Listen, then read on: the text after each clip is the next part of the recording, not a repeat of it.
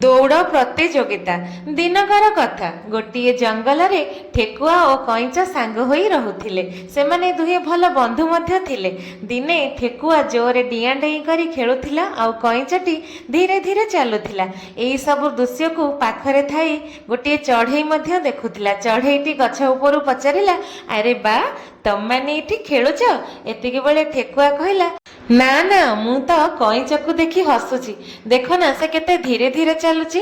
ଏହି ସମୟରେ କଇଁଛଟି ଅଳ୍ପ ଟିକେ ରାଗିଯାଇ କହିଲା, ଠେକୁଆ ଭାଇ, ମୁଁ ଧୀରେ ଧୀରେ ଚାଲିଲେ କ'ଣ ହେଲା? ମୁଁ ବି ମୋ ଗନ୍ତବ୍ୟସ୍ଥଳରେ ଠିକ୍ ସମୟରେ ପହଞ୍ଚି ଯାଇପାରେ। ଏହି ସବୁ ଦେଖି ଚଢ଼େଇ କହିଲା, ଥାଉ, ତମମାନେ ଝଗଡ଼ା କ'ଣ ପାଇଁ ହଉଛ? ଚାଲ ଆଜି ଗୋଟିଏ ଦୌଡ଼ ପ୍ରତିଯୋଗିତା କରିବା। ଠେକୁଆ ଓ କଇଁଛ ଚଢ଼େଇ କଥାରେ ରାଜି ହେଲେ। ଏବେ ଚଢ଼େଇଟି କହିଲା, ଦେଖ, ଆଗରେ ଯେଉଁ ଗଛ ଅଛି ସେଇ ଗଛ ପାଖରେ ପ୍ରଥମେ ଯିଏ ଯାଇ ପହଞ୍ଚିବ ସିଏ ଏହି ପ୍ରତିଯୋଗିତାରେ ଜିତିବ। ଏବେ ଠେକୁଆ ଆଉ କଇଁଛ ଦୌଡ଼ିବା ଆରମ୍ଭ କଲେ। ଠେକୁଆ ଜୋରେ ଜୋରେ ଆଗକୁ ଆଗକୁ ଦୌଡ଼ିଲା, ହେଲେ କଇଁଛ ତ ଧୀରେ ଧୀରେ ଚାଲେ ନା, ସେଥିପାଇଁ ସେ ଧୀରେ ଧୀରେ ଦୌଡ଼ିବା ଆରମ୍ଭ କଲା। ଏବେ ଠେକୁଆ ଓ କଇଁଛ ଜୋରେ ଜୋରେ ଦୌଡ଼ିବା ଆରମ୍ଭ କଲେ। ଠେକୁଆ ଜୋରେ ଜୋରେ ଦୌଡ଼ି କିଛି ବାଟ ଗଲା ପରେ ଭାବିଲା, ମୁଁ ଦେଖେ କଇଁଛ କୋଉଠି ଅଛି। ସେ ପଛକୁ ବୁଲିକି ଦେଖିଲା ତ ତା ପଛରେ କଇଁଛ ନାହିଁ।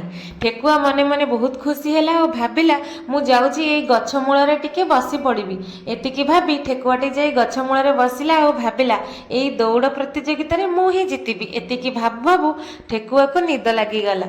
ଏପଟେ କଇଁଛଟି ଧୀରେ ଧୀରେ ଚାଲି ଠେକୁଆ ପାଖାପାଖି ଆସି ପହଞ୍ଚିଲା। ଆଉ କଇଁଛ କହିଲା, ଠେକୁଆ ତ ଶୋଇପଡ଼ିଛି, ମୁଁ ଏବେ ଯାଉଛି, ମୁଁ ମୋ ଗନ୍ତବ୍ୟ ସ୍ଥଳରେ ପହଞ୍ଚିଯିବି। ଏବେ କଇଁଛ ଧୀରେ ଧୀରେ ଧୀରେ ଚାଲି ତା ଗନ୍ତବ୍ୟ ସ୍ଥଳକୁ ଗଲା ଏବଂ କଇଁଛଟି ସେ ଗଛ ମୂଳରେ ପହଞ୍ଚିଗଲା ଆଉ ଏହି ପ୍ରତିଯୋଗିତାରେ ଜିତିଗଲା।